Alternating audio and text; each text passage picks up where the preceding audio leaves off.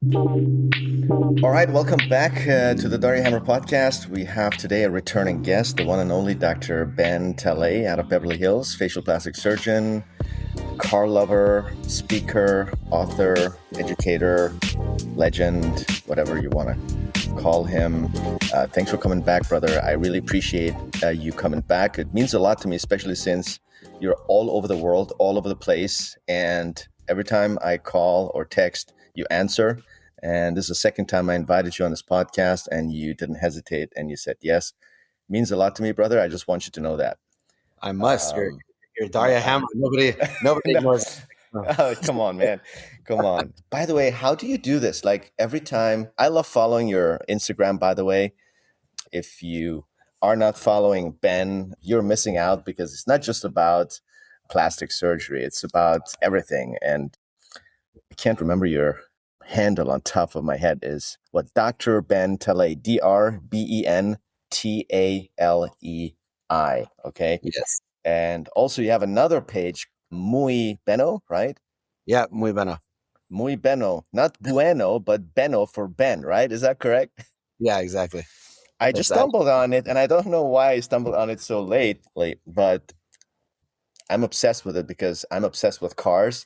So I'm so jealous, first of all, for the cars you have. And I always wanted to ask you, which one, I know what my favorite is, I'll tell you, but which one is your favorite? If I had to, if you could pick one. Only have one. So last year, that question would have been impossible to answer. This year, I can tell you without a doubt, it's the Mercedes McLaren SLR HDK Roadster. I saw that one. There's nothing more beautiful than that. It's like perfect sound. It's fast. It handles. It's because it's about almost 4 inches wider than a standard SLR. Mm-hmm. It's pretty crazy. So it's a wild looking car. So how do you decide which car you drive? I rotate whatever's on the bottom. Mm-hmm. I have 4 cars that are on bottom, 3 on top, and then I'll have ones in other storage places like my office or the house next door to my brother's house. And then whatever's on bottom, I rotate that week. And then usually at the end of the week, if I can flip them or switch them, I rotate. Now you have sold some in the past, right? Yeah, I'm a dealer. How's that feeling? You know, compared to the excitement when you first get it, right? It's like you got your new toy, something you were like looking for. You got the perfect spec and everything. You were chasing it, hunting it, and then you got it. And then a year later, a couple of years later, you have to say goodbye. Talk to me a little bit about the goodbye, how that feels. Well, there's certain cars that you get, and they, once you have a certain number of cars, they kind of, rather than being independent kind of experience by itself, you're comparing it to all the other ones. So there's a few like the 550 Maranello that I always wanted. But then when you drive it compared to my 512M, there's no day that I would rather take the 550 over the 512. And you only have so many days to drive them. If you just have a collection, then it doesn't matter. But I drive, so I have to figure out which ones. And then I'm a dealer now. So it's like I'm going to be buying and selling and moving things along. And so sometimes I buy a 550, keep it for a while, and then sell it. Well, if you ever want to sell any of them, can you please shoot me a text? Yeah, before you put it on Cars and Bids, okay? Yeah, you got it. Thank you. Well, I could tell you what my favorite is. It's based on where I was born, where I grew up, spent most of my life, which is Germany. So you have a wild guess? The Carrera GT? Yes, sir. Yeah, that one. I mean, that I would sell my house to get that. If I didn't have wife and kids. That's what would have happened. The value of my house. Yeah. Yeah. Exactly. Yesterday I drove the 964 Turbo 3.6. That one is another one. Yeah. It's phenomenal. Yeah, that's another one. The day before I was driving. I have a regular 993 and I love driving it. It's just the rawest feeling of driving. We just took it down. I'm a part of a group of Porsche guys. We pick a week in a year and then we drive to amazing areas. So we went to Asheville this year, and from there we went to Tail of the Dragon. Which is the famous 11 mile with 300 something curves, and we're like 10 or 11 Porsches of all generation, all specs. It was amazing. We had all the way Porsches from the 80s to the latest Turbo S. And we were driving like madmen behind each other.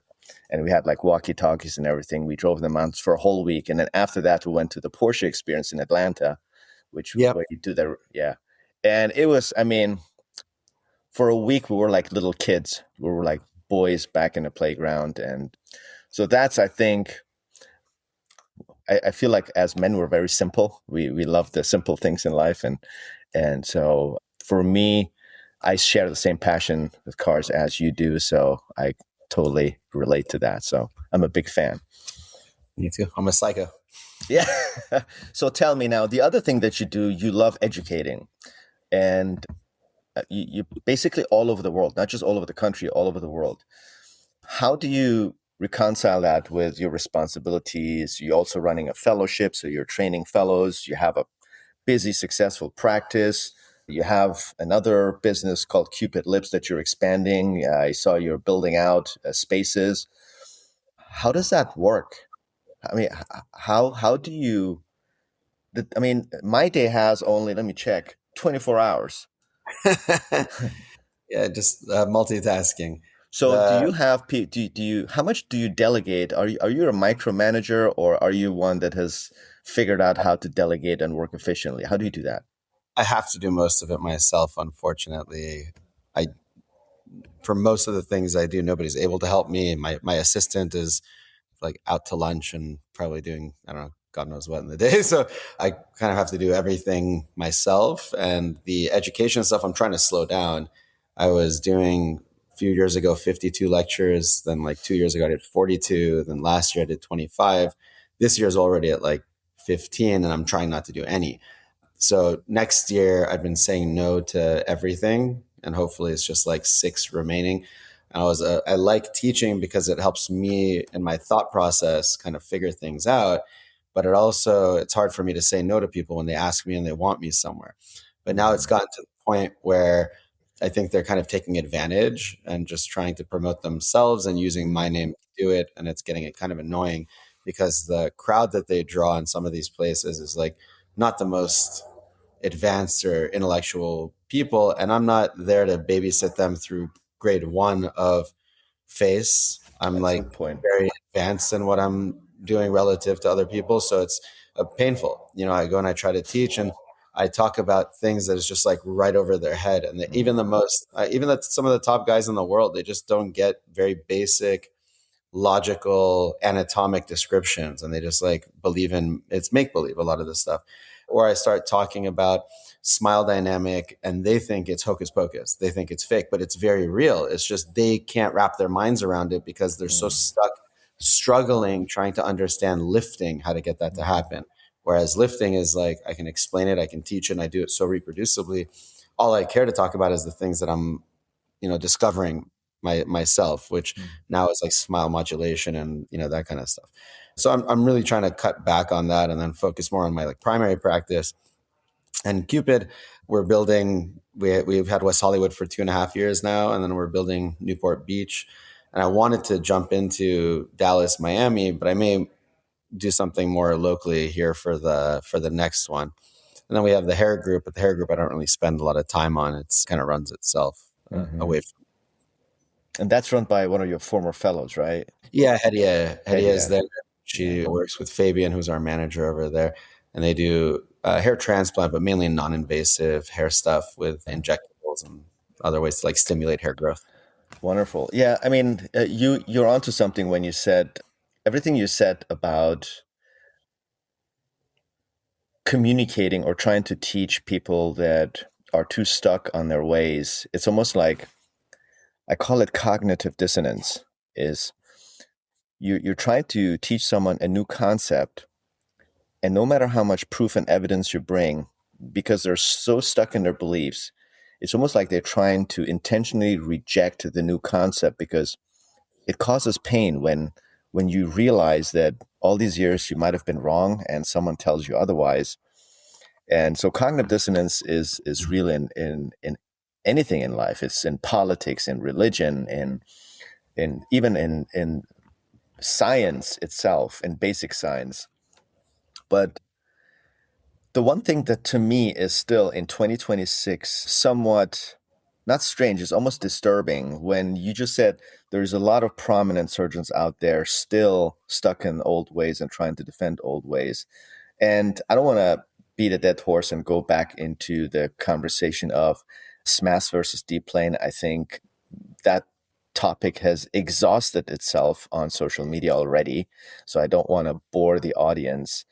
But my question is contextually related to that. We don't have to go into the nuances of it. That's not the purpose of this podcast. Is why is it that, and like you said yourself, these, I call them old guards, so-called prominent, whatever that means in today's world. I think that's changed because of social media. They publish even an article. I saw 2026, an article got published, apparently a meta-analysis comparison between SMAS and deep plane, stating that there's no freaking difference. Mm. So does it mean like what we see doesn't exist? Like, how could you ignore that? And how could No. Yeah, so the conversation between the two is a pretty stupid one overall. It's and I'll tell you about that article, but the conversation between the two, let's just say your approach or your vision of what you're trying to do or your understanding of aging, when someone's droopy as they get older, do you care at all about how that happened? Do you care at all? Yes or no? And if the answer is yes, then your goal would be to figure out how that drooping actually happened and what plane did this happen and what layer did this happen.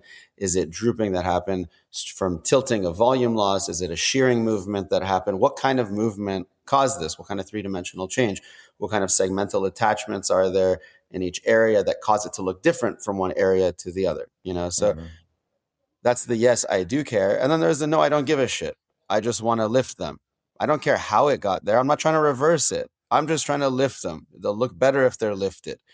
That's in general if you were to give a logic behind deep plane versus SMAS plication as a general kind of term or view, you would say SMAS plication is I don't give a shit where they came from. I'm just lifting them. And deep plane is I'm actually trying to reverse it in one of the ways that it aged. Not all of them, one of them.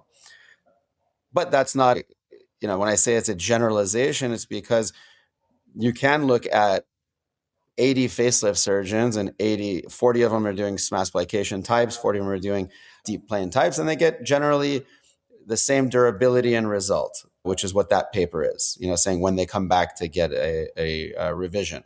Qualitatively, when you're looking at the appearance of the face, does it just look like a cleaner jawline or does the cheek look cleaned up? Do the eyes look younger? These are things that you can't even measure in those studies. They are not measurable.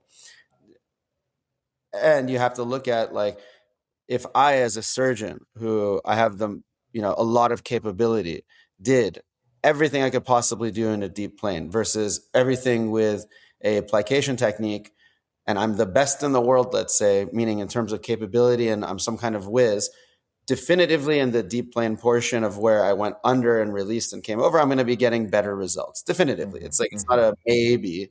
Same exact person. But you can't do that study. It doesn't exist. So you go back to the split face study in 1990, 91, and they read the results 4 or 5 years later looking at durability, and they were the same because it was kind of older technique at that time by those specific surgeons. So the studies don't make any sense. They do not represent actually what's happening. It doesn't help the conversation to say which one is better. Ultimately, if you're looking at 100 surgeons, most of them suck anyways, realistically. So the conversation is a dumb one. It doesn't make any sense. These guys couldn't achieve greatness if you handed them the recipe for greatness. So you have to think about application, practicality. What can we actually teach these people that they can go out and give people some benefit? Maybe not full reversal or maximum or whatever, but they give them some benefit. So that's the real conversation, is the practicality of it for the majority of the population. Now, if you say we're at the top of our fields and we want to push this as far as we can, different conversation. But that's not the conversation people are having at all. They're just saying whatever is best in your hands, whatever you can do in your hands. That's a I'm conversation. sick of that. But, If I hear that one more time, someone says whatever works in your hands, but I'm it's so a sick of it. realistic, me too, but it's a realistic application. So you have to look at it as But it not, sounds like an excuse, a justification. It's not real science, man. I mean, well, but it's that's reality though, because these surgeons go out and they can't do better. So you do have to look at it that way, unfortunately, in two ways. You got to separate in your mind of what's going to benefit the majority of surgeons who just don't have it in them to understand this stuff or grow this stuff. And it is in your hands. How can you get away with it without fucking somebody up? That is, I have to look at it. And then versus someone, like me, where I'm just like, I just want to get the best possible out there in the world. That's a different game though. yeah. And you can't mix the conversations So at all. how confusing is it for young surgeons that are trying to learn because Oh, they understand, I teach as well, just like you. I have fellows, I do cadaver courses, I see surgeons from all generations from all over the world, and I have fellows, they all come curious, they want to learn. But then what I've noticed, and I'm sure you have too, they some they're not risk takers, so they're very risk averse, and they quote unquote don't want to get in trouble. And there's still this notion out there that there's a high chances of nerve damage with Mhm. one versus the other, which has that conversation is even stupid Yeah, because yeah. There's so no, so there's so how do you teach someone that is biased towards one or the other and then tries to justify that, and then ultimately then that trickles down to the consumer, which is the patient that is trying to figure out what's the best, who's the surgeon I should go to, what's the best techniques, because now social media has, in one aspect, it has educated the public, but also then with that comes the confusion, because this is such, I don't know, such a controversial topic and the patients get confused. So yeah, like where do you see that even going? Is it always going to be like this? yeah, it will. So, and it's because people get side railed pretty often by the technique, and including I'm watching Harvey Levin on TMZ yesterday, talking to Janice Dickinson, which is funny, and he says, "Well, I thought it was just all surgeons go and they learn how to do it, and that's it. You get a facelift, you get a facelift. I didn't know there's such nuanced differences between them." Again, the focus is on technique, SMAS, deep, how much do you do, how far do you do. Realistically, that's not what you're looking for unless you're going blindly into something. When you don't go blindly into it, you could actually just look at what the surgeon understands and sees. It's about their vision and understanding of the face. And when they can see things and understand things, not just in your face, but in everyone's faces with aging, they will be able to fix them to the greatest extent possible using their knowledge of anatomy. And based on their Mm-hmm. knowledge of anatomy, they'll say, in this area, I'm placating, in this area, I'm releasing, in this area, lifting, whatever they need to do to maximize the reversal of aging. So I don't think anyone will ever be able to focus on something like that because they can't understand it. It's something that is doctor dependent to say, can they see it? Do they understand it? And most people just basically can't. And then so you look at it more from a consumer base or a business base of, let's say these younger guys, they're coming out and they want to learn what to do. So there's a guy who owns a pizza shop for 20 years, and his pizza Yeah. shop's been running for 20 years, and it's fantastic. And he's got one pizza shop, maybe two, and he's successful in life and does well. And this guy comes out and he's like, I want to do what this guy did. And he just follows his recipe and of opening a business and running it. And at the same course and trajectory, he improves, which is over about 5 to 10 years, a very average type of thing. And he ends up in the average realm. Or someone else comes and says, well, I don't really want to learn from the pizza guy. My goals are a little higher. I want to see how the CEO of Dell Computers did it. I want to see how Bill Gates did it. I want to see how whomever, you know, the people that own the chicken tender store did it. Like, I want to see how they Mm. scaled it so rapidly and so well with such a good product. How did they do it? So I'm going to ignore the 99% of the businesses out there. And I want to see how the one outlier really did it, getting these crazy, crazy type of results. But not everybody looks towards that, right? They look at what's in front of them and they come out and they take advice from everyone, and everyone in general is average, right? This is like, it's not like every surgeon is exceptional. That's an impossibility. That breaks the rules of fucking math. It doesn't happen. So there are averages, right? So most surgeons are average and they come out and they learn from most surgeons. And the thought leaders, just because they are considered thought leaders because they're popular or because they were in an academic institution or because they've been promoting themselves from egomania, does not make them the clairvoyant. It doesn't make them the smart, intelligent. They're probably also average. And you see these guys who are the old guard, they are extremely average. That's why they're old guard. Why else would they be old guard? They're old guard because they don't have the ability to grow, change, and understand. Well, So why they do you just think that is? I mean, the reason why they got became the guard back in the days where they were the new guard is because they were just as curious, just as, I guess, scientifically inclined or approached this, I guess, and they're educators themselves. So, did it stop at some point, or you think it has never been that? I mean, I don't know what's going on. Like, are we one day going to be like that? no. So go back to your politics, thinking about that. Think about how many people in this world are so wrong about what they do, yet how fucking fervent and committed and dedicated are Mm, they mm. to understanding everything and doing everything they possibly can. And they're spending all their energy in absolutely the wrong direction. So I it's this. get that. I get that. That's basic human. But don't you, if you see a result, and I'll tell you a little bit my evolution, maybe the question becomes more clear. So, when I trained, this was in 2007, 8, when I did my fellowship, pretty much we're doing SMAS lifts. There was like 100 different articles about how to plicate the SMAS, imbricate, plicate, I mean, you name it. And then this big question was like, how can we address the neck? How can we uh, improve the lower neck? It was this whole debate. And for me, I was a fellow. I was just learning everything, taking everything in. That's what I was doing. 5 years into practice, I just, I liked my results. I thought they were good based on the standards that I was taught and I had. But then once I saw better results, I was like, what the hell? Like, how can I do this? So that's when I went down the rabbit hole. And then through social media, then because before social media, you either had to go to a meeting or a textbook that was written like 5 or 10 years prior, or maybe DVDs. Back then we had these educational DVDs that we learned from, and or whoever your mentor was. So we didn't have this global access to all surgeons around the world that do excellent job, right?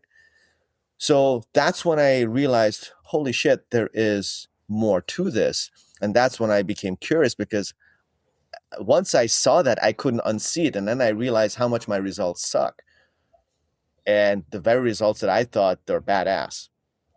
Yeah. So my standard shifted, but that evoked this curiosity to learn that. And then it took several years to mastering that. So my question is, and that comes from genuine love for just doing better, getting better results. It's almost like I was competing with myself.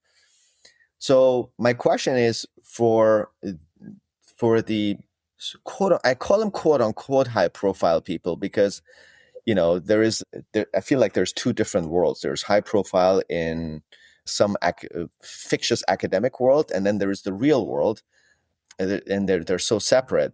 But how come those ones, they're not that eager to improve their results? Like, is it because they don't see it? They don't see the difference between their results and the better results, or they see it but then they don't feel like evolving anymore? It's almost like, you know what, I'm Uh, just riding into the sunset and resting on my laurels. Well, what yeah. is it? Which one is it to you? Because those people probably better than I do. Yeah.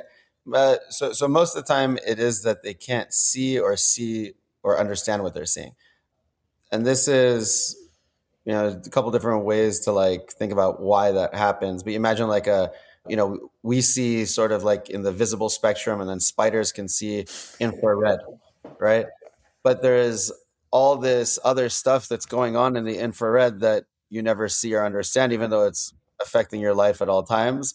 In facelifting, let's just say simplistically put, people look at things in photos and they only analyze one part of the photo. So let's say they're really looking at like max 50% of the picture, Mm-hmm. and they're looking at only one dimension out of the different points that you can look around the face and think three-dimensionally.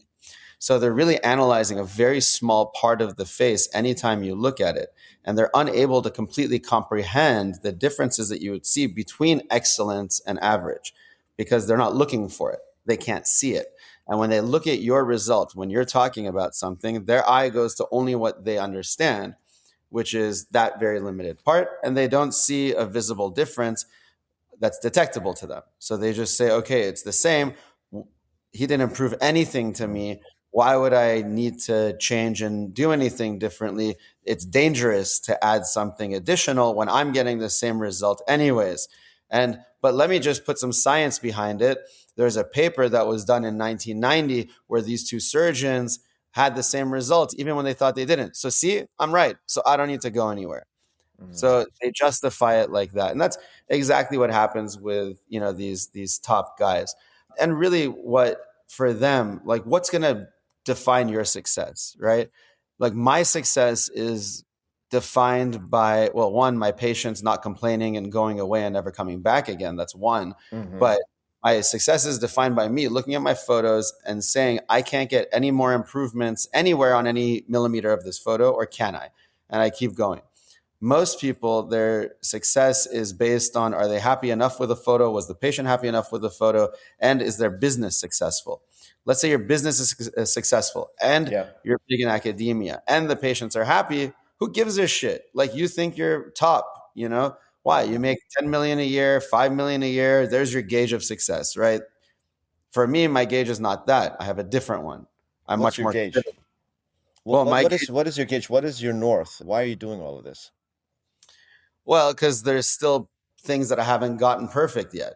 So with like lip lifting, let's say I haven't figured out a way to get any better. I'm kind of plateaued. So I lost my What are you not happy about? Because with your lip lift. the lip lifts look amazing. So I'm curious Yeah, to see oh, they're what are good. you. I just can't find any more ways to improve it. So I'm kind of stuck, and because of that, I lose my interest to kill myself. Where do you feel in your technique is room for improvement? If you were critical at yourself. Well, can you ever get the nasal base to heal perfectly on every single person versus Mm. it keeps scarring on like 5%, 2%, 10%, whatever it is, and you have to treat it. So that I don't know how to completely get rid of that, or track marks or little tiny things like that. But I kind of leave it at that because I'm not able to pass where I am. Mm. But I lose my excitement for it. So I don't go kill Mm. myself and I used to do 10 to 12 a week, and I just wanted to keep going and going and going. Now I'm like, no, I'm good. I'm like, I don't need to kill myself for it. Facelifting though, I'm always going to see something where the patient comes in and then they're like, what about this? What about this? What about this? And they point to the tiniest little thing. And How do you I, deal with that? well, I mean, sometimes I think it is a physiologic limitation where I can't do anything about it. But other times I'm curious and I'm like, okay, well, they didn't have it when they were younger. So it came from somewhere. Am I able to reverse it back to that point? Or am I just structurally limited because of so many factors that have changed? I Mm. can't correct all of them. So can I not see all of them, or can I not correct all of them because it's just not practical because their skull is a different size now? Right? Mm. Like I always kind of go back and forth between the two. Is it me or is it you? Like Mm. I don't know. But facelifting for me is not just a facelift; it's all facial rejuvenation. Everyone keeps limiting themselves to a facelift, and the talk is all about deep plane, this, that, dude. Like I'm so far beyond just lifting. I'm trying to do so many other things, Yeah. and people think my results, they're not real. Like they look at it, they're like, no, you can't get skin quality better with a lift. I'm like, well, you don't understand then why the skin looks aged, because that's why you're saying that.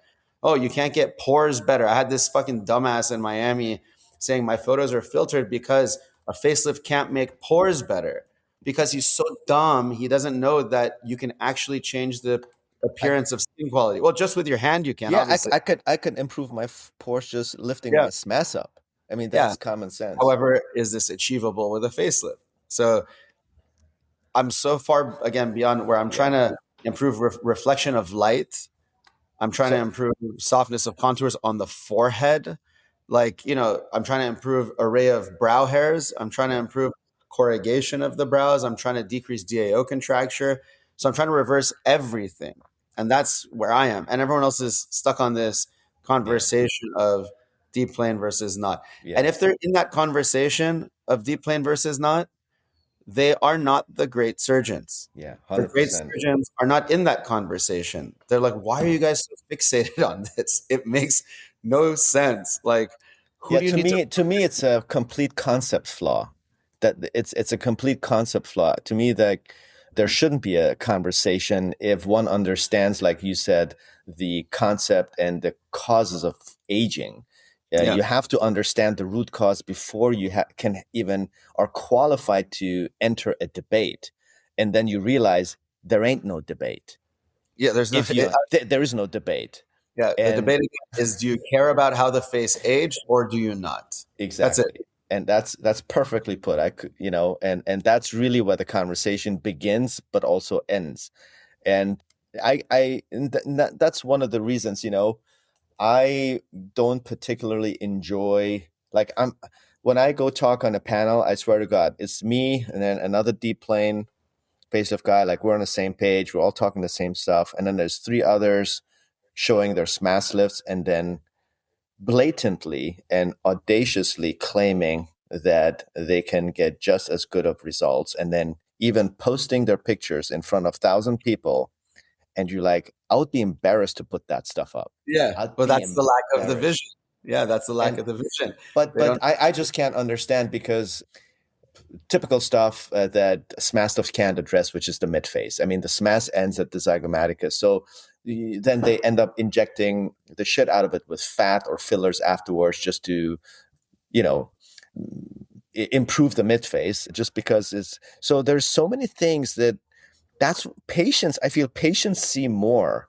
than some of these people, because patients come and say, hey, what's going on with here, why is it so flat, why is it drooping, and then they get a facelift, and then this doesn't change at all, and then they get these curtain, and then it's like, how is that then better? So anyway, so for me it's very frustrating. So I don't blame you if you're sick and tired of doing these courses and giving these speeches. As you said, it's like, you're at this point you're speaking a different language than 90% of the audience can understand. So where do you see ever in our lifetime, our careers, let's say before we retire, things changing, the pendulum swinging, going from 90-10 to 10-90? Well, uh, the pendulum has swung for sure. It already has. There's people fighting it for whatever reason, and celebrating when they get little tiny things that go in their direction because they think it's some kind of like team versus team.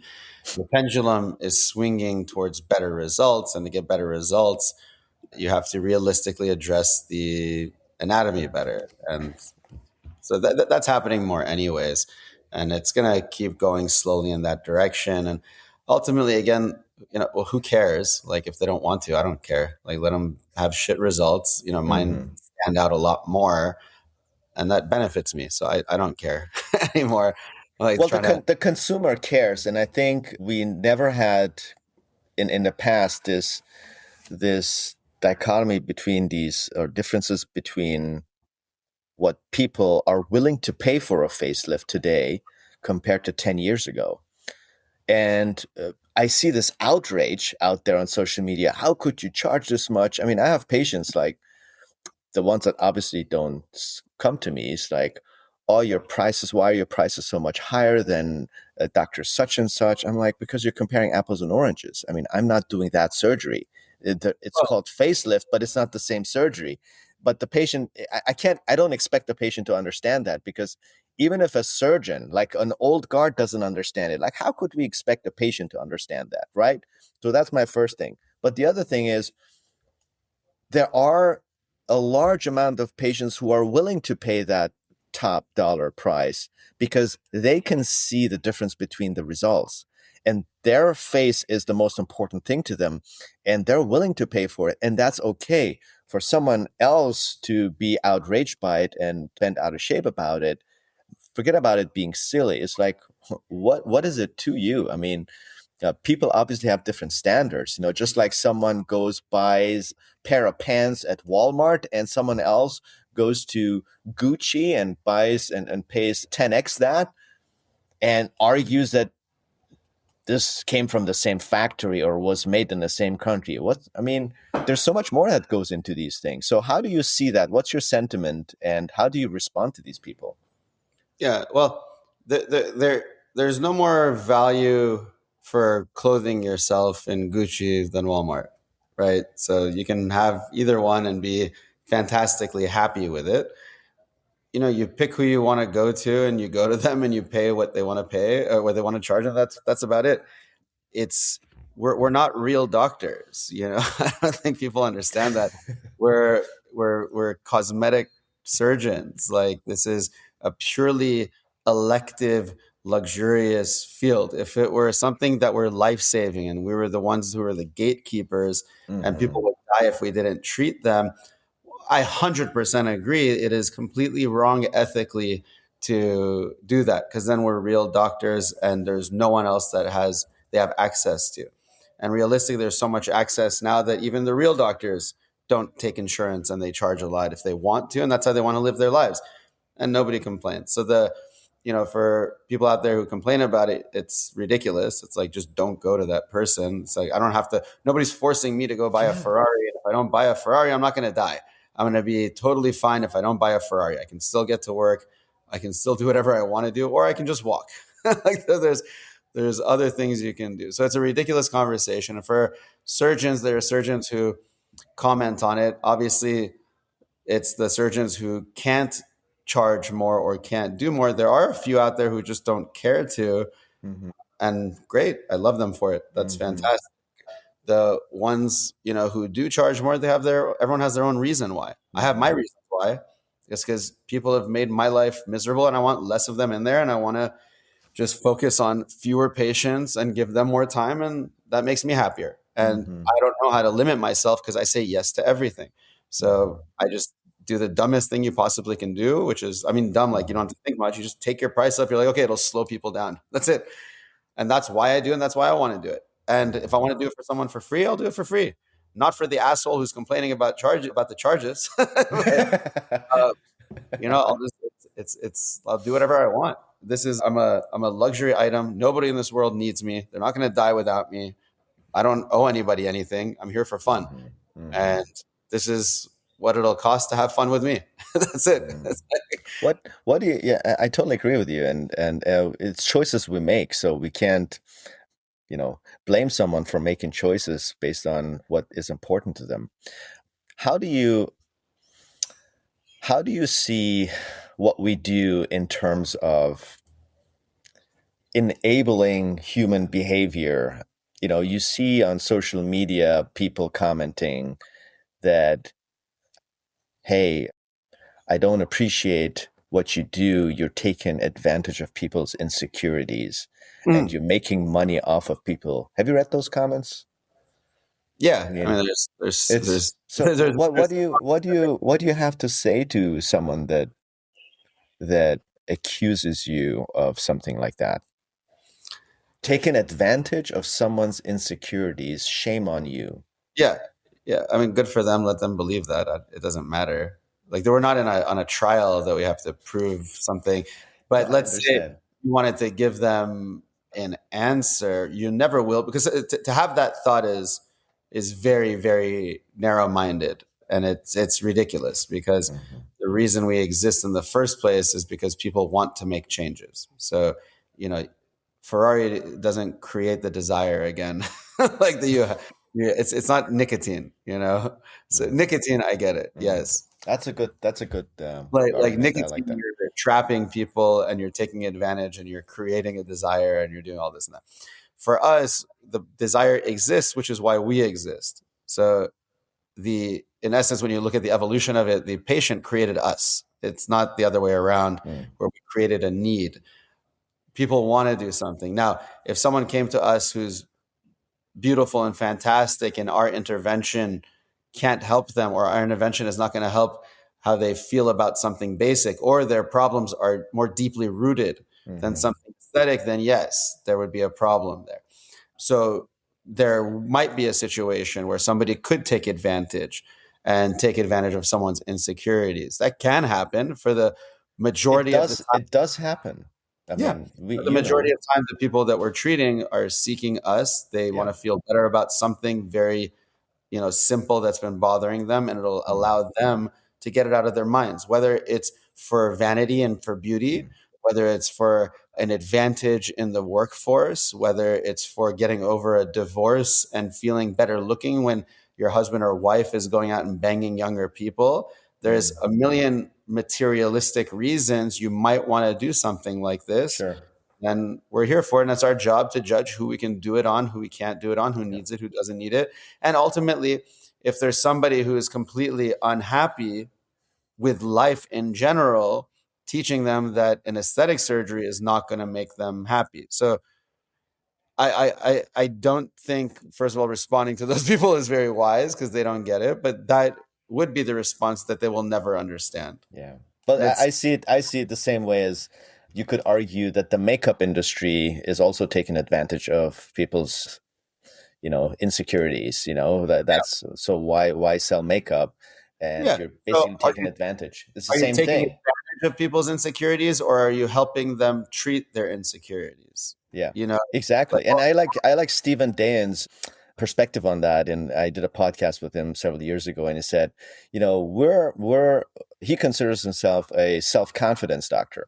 He said, well, we're self confidence doctors because we help people with their self confidence and self esteem by making them look the way they want to feel, by enhancing their beauty, their aesthetics, so that they can feel more confident. So it's, to me, it's the other way around. I think in a way we are therapists more than anything. yeah, yeah. And you see, it's some people you can help, some people you can't. So how do you feel that social media and AI do you think it's helped us or hurt us? Do you think, I mean, obviously it has altered the way people see themselves, but do you think how much of it do you think is good and how much of it do you think is bad? Well, people are more aware of how they look, which is the first issue. Let's say like 40 years ago, not an issue, because unless you're taking tons of photos of yourself as an actor or something like that, you're Mm, really not staring at yourself in the worst lighting mm, versus, like in the morning you go in the mirror and there's light flashing on it, reflecting, you're not in the worst lighting. When you start taking more and more photos and you see yourself on social media more, you see yourself in Zoom more, in weddings, wherever you are, you may see the worst version of yourself because you'll catch those bad angles with bad lighting and in a bad strained smile position or whatever it is. So certainly, patients have come out more and more over the past 10 years, especially saying, hey, I've noticed these things I wouldn't have noticed before. Can you help treat them? So in one way, it kind of sucks for patients because they see those photos and they want you to take their worst photo ever and then make it look like their best photo ever, right? Whether it's filtered or not, they just want to make it, look like the best photo ever. So in a way, it kind of has increased self-awareness and mm-hmm, judgment, so not mm-hmm. so great for people. In other ways, it's helped out a ton because they're able to go find help for it when they need now because it's all over the place. It's like, the plastic surgery on the internet is much more now than all the famous chef TV shows and stuff that came out that we all used to watch, and Yeah. reality housewife shows and all that. Then you have the whole like AI in the industry itself. AI and morphing and all that has created unrealistic expectations for people because they think that they can achieve what you see on a filtered photo realistically. And the photos become so realistic also that you can't really tell the difference. So Mm-hmm. people say, oh my God, so and so had a neck lift, so and so had a facelift, so and so had a nose job, they had a radio frequency, whatever, and look at them in this photo. They look like they're like, little baby eye, 5-year old, adorable face. Oh my God. But it's all, AI. So it does set some unrealistic expectations. But at the same time, now we're using AI to help us out in our own surgeries and help with other stuff. So for now, the AI is misleading for most of it, where you say, okay, let me Hmm. I can make an AI version photo of you of your face, but it's not real, to say Yeah. like to sell you something, which is very misleading. But on the other hand, I know there's going to be benefit because I've already created one for like the Cupid lift with the lip, where I have now, as part of our video library, you get access to the app. And the app is almost published where you can use the calculator. You take a picture of yourself as a patient or as a doctor doing it for their patient or a dentist, and you say, show me a 5 millimeter lip lift, 4 millimeter, 5, 6, whatever, using the Cupid algorithm. And it'll actually show the realistic change you can get using the Cupid lift, an incisive display, and all this and that. So AI has helped me specifically with that. But if I try to apply this to the whole face, there's no way you can get an accurate representation of Of what. course. So it's good and bad. In general, AI for the world is going to cause more problems than good. That's for sure. Like, sure, it'll cure cancer pretty Hmm. soon. It'll find a way better than we can at an accelerated rate. But as you cure cancer, you also at the same time destroyed everything else in the world and led to like 5 world wars and made Yeah. people, hate each other, and they can't even talk to each other anymore. So it's got its good and bad. I think AI ultimately the bad is going to outweigh the Hmm. good stuff. The good stuff is going to be in people's faces, which is like I can push a button on my phone and my whole house gets cleaned. Like there's going to be Hmm. cool stuff for sure, and then cancer goes away for a large part, and they even get a treatment for like herpes. There's going to be some Hmm. good stuff that people visualize and see, but there's going to be a bunch of other fucking chaos that's happened that's going to be Yeah. negative.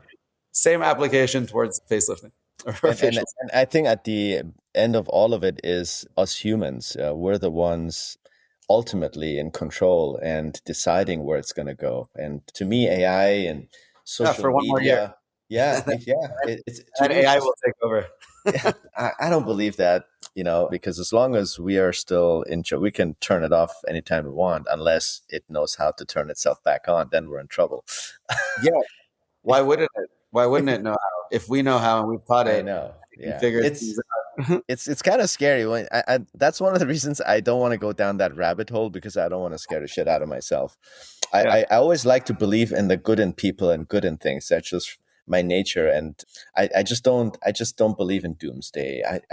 I don't understand how humanity could have come this far to then destroy itself, and but that's a different conversation. What I want to know, where do you see now? You're still, I would say you're at the height of your career, and you're not probably not going to hang up your cleats anytime soon. Where do you still see the improvements that I guess are possible when it comes to facial rejuvenation, but also facial aging?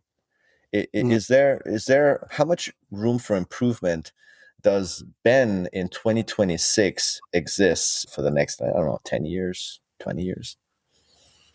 Well, for facial rejuvenation, the stuff I'm doing now eclipses by far like the stuff I did like 2 years ago or a Hmm. year ago. For me, it's like so much more finely tuned, and there's so many things that I don't miss anymore that nobody understands, that nobody understood, nobody could have explained to me. There's areas out here where people call it a zygomatico-cutaneous ligament, and I have now realized exactly what that is, exactly what the depression under it is in some people and not the others, which is not even what other, they're not even, it's not even referred to. Would you mind Um, sharing? I'm curious personally. well, so that specifically is there. Well, so there's no such thing as a bony I know this cutaneous. might be boring for the audience right now, but this is me right now geeking Yeah. out from nerd to nerd. So first, there's definitively in this world there is no such thing as a bone skin ligament. It I doesn't agree with exist. you. Yeah. You can't go from ectoderm to endoderm. It doesn't embryologically exist. It doesn't exist in a Yep. human. You can't show it on a cadaver or a person when you flip the skin over. There's no attachments there. There's none on the bone either. So like you can peel off the bone on any skull and see there's none. Hmm. So what are people seeing is the question over there. And it's actually two things. One is what they're focused on, Hmm. which is right under the zygomaticus. And then there's actually another area just inferior to that as well, which is similar but different that they completely ignore. So this area over here, there is a difference in tissue density from above it and below it because the structures are different above and below it, not because there's a ligament there. This area over here has a muscle. This area over here has a muscle. This area over here has buccal fascia with a deep muscle and then parotid. Mm-hmm. This area has a bone. This area has no bone. It's hanging Mm-hmm. open in front of the mandible to the cheek. This area has underlying adhesions towards the bone where layer 5 of zygomaticus is. This area has attachments towards parotid or floats away from parotid. So Mm-hmm. with all this, you end up with a gliding plane here, a gliding plane here, fixation here, gliding plane here. Mm-hmm. So if you're going through this gliding portion, you can elevate. If you're going submuscular, supramuscular, you can elevate. And then through here, it becomes variable based on the person if they have dense tissues in layers 3, 4, 5, or if they don't have dense tissues there, depending if they're white, black, thin white, thick white, whatever it is. Nothing that would have to do with the ligament, however, different density in tissues. And there's no glide plane because there's no muscle there. So that's what they're seeing as a ligament, is because they create a glide tunnel above it, a glide tunnel below it. They retract upwards and they see vertical striations because they're retracting tissues that haven't been released. And then magically, when they release the one portion that didn't get released, it moves. Wow. Must be Wow. a ligament. Oh Must my be a God. ligament. I released here. I didn't release here. And then when I release here, now I get my movement. Oh my God. How did that happen? It's so crazy. It must be a ligament. Versus, I'm like, okay, well, what if you just release that and not above and not below? Well, nothing happens. Then what are you talking about? What you're saying essentially is that everything needs to be released up to where it doesn't to move your tissue plane, correct? And they're like, no, there's a ligament, whatever. So either way, that's one portion. The second portion they're missing is, as I said, directly inferior. As you see, people get a larger depression that goes inferior to McGregor's patch. What is that? That is your layer 3 buccal fascia that when you're younger is approximating your anterior border of your parotid gland, migrating away from it. And you actually create a gap in layer 3. So if someone says the SMAS is not contiguous in layer 3, they are correct. There are places, first of all, it overlaps. Orbicularis overlaps zygomaticus, zygomaticus overlaps TP fascia, orbicularis overlaps TP fascia. It's not a direct plane. It's Correct. like this. Yep. Yeah, we get that. But there's also gaps there as it migrates away. And you end up here with a buccal fascial gap from the parotid. And you have to reapproximate this in surgery, not only to fill that gap, but to move your modiolus back, to move your soft tissue back, and to recreate fullness in this area because you've hollowed. And it's partially because of the migration away. And this is reproducible, and I can show it over and over again. But those are the things I'm seeing. Those are the things I'm seeing and I'm fixing now. So, but other surgeons, they're like, no, there's a ligament there. I'm like, show me one fucking embryo. show me where this comes from. Well, I don't blame them because they get their information from textbooks, from articles, and then that's when cognitive dissonance kicks in, right? Now it's a fact because it's written everywhere. Everybody talks about it, and then you come and say this. It's almost like Galileo coming saying, "Hey guys, I think the Earth is round. I just looked through a telescope, and it's not flat." And then you get put in jail. Yeah, but so sadly, so I don't even do technically a full deep plane. I'm kind of like manipulating that plane, which is layer 4, as much as I possibly can. I'm deep plane focused. I'm not a full deep plane surgeon, right? Hamra was the only. Your Hamra was the only. Yeah. I know, but he was the only real deep plane surgeon. I don't even do full deep plane. I do manipulation of it as much as possible, segmentally, differently to be safe and take advantage of different parts. I segmentally treat. These guys think that deep plane surgery is based upon the idea of ligament release. That's what they think it's about, which is purely ridiculous. It's about planar release and redistribution or replacement or repositioning of layers composite as much as possible. That's what it's about. But they were taught that it's about ligament release, and ligament release has now become synonymous with deep plane surgery, even though it would make, in what world? So like a ligament is a stabilizing structure. So why would you want to? Thing? Yeah, exactly. Should be Why a would you good want to thing. release? Yeah. A ligament would not be drooping Mm-hmm. nor would it be drooping more than the tissues around it. So Yeah. why is that the important thing to release? It doesn't make any sense. But they do exist in the face. They're just looking at the wrong place. And when you look at facial aging, you see where they exist.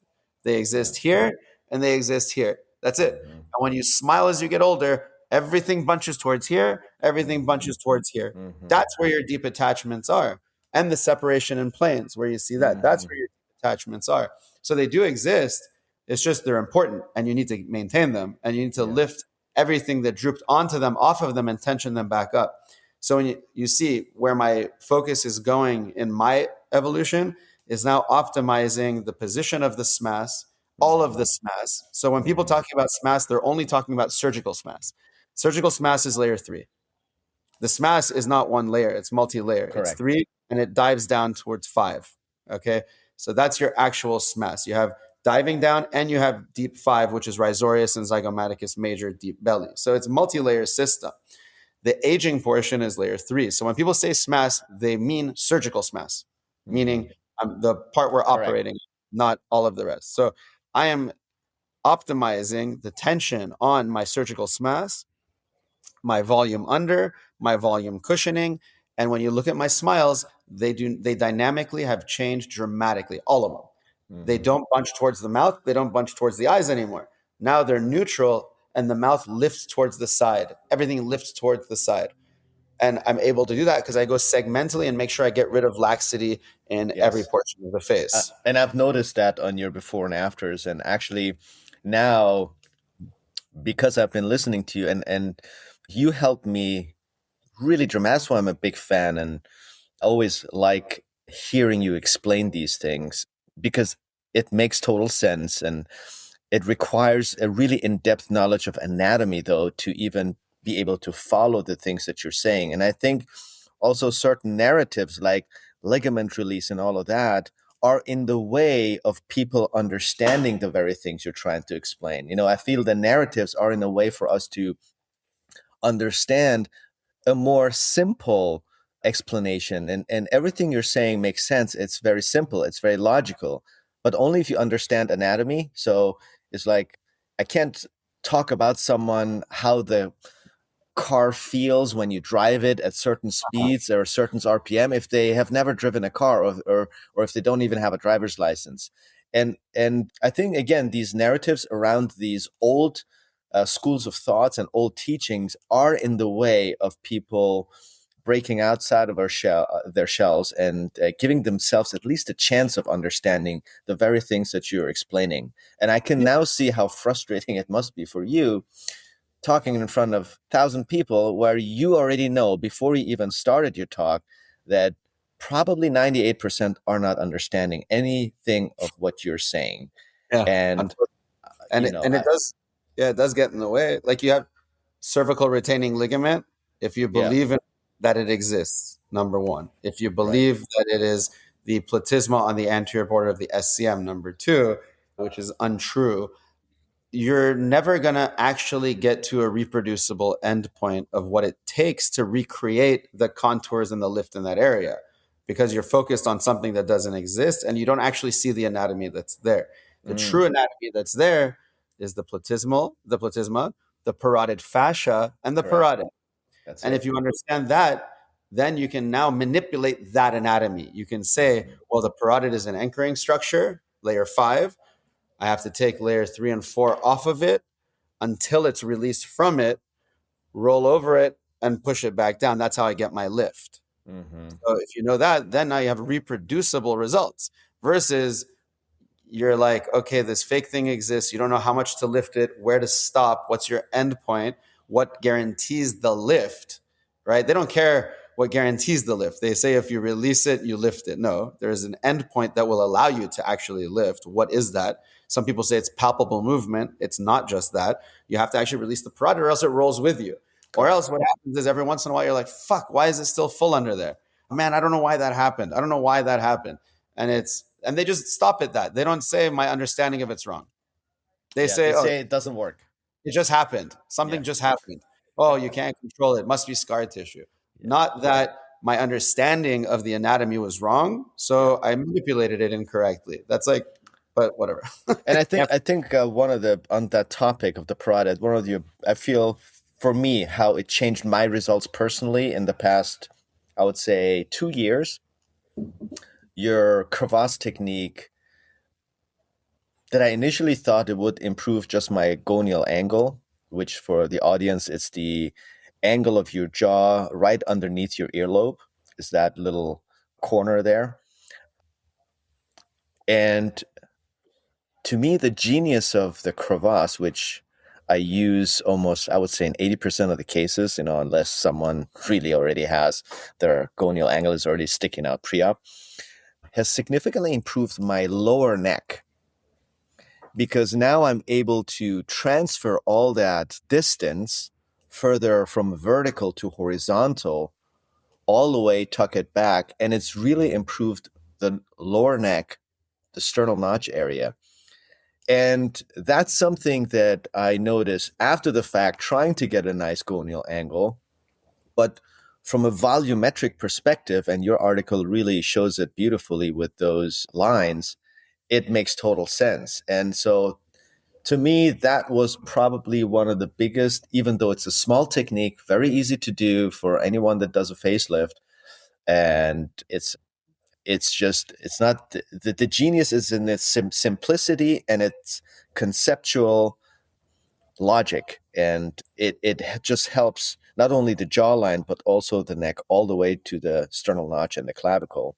So that I have to give you huge credit, and for any facelift surgeon that is listening and either doesn't know what we're talking about or hasn't read it, the article, or watched your video, it will be a game changer. But of course, only for the ones who see the problem. If you don't see the problem, you can't understand the solution. Yeah, I So use it a lot. how did you come up with that? I just want to be in a put me in a time machine back in the operating room where you go when you went, let me try this. It was on revision cases where there had been plication in this area and you couldn't see a ramus anymore and you couldn't see a gonial angle anymore. It was just a bunched up tissue over here.